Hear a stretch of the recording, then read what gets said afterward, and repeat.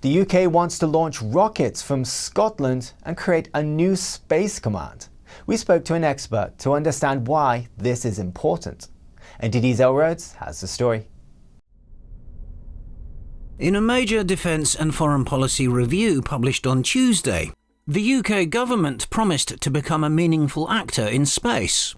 Robert Clark from the Henry Jackson Society think tank said it's essential for the UK to have its own independent and credible space programme.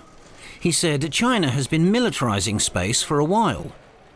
If we look at the Chinese space programme, particularly from next year onwards, they're looking at launching their own international space centre, and the incorporation of their civil and military technology will only potentiate the role that Chinese military will have in space.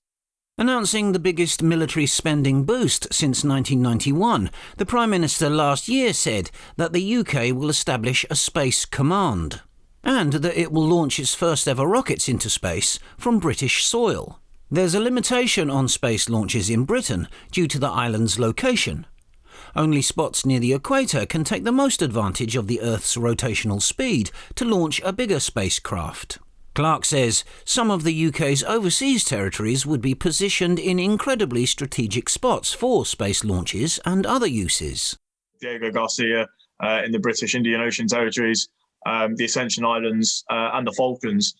These are overseas territories which hold a unique spot, which are perfectly suitable for things like space-based programs and satellites and radar facilities.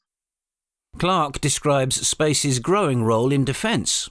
So space and cyber will be increasingly integrated from a military perspective, and it will really be able to give a much more clearer understanding of the intelligence and sort of the surveillance aspect, which is important from a military perspective. He says a demilitarised space is not feasible anymore.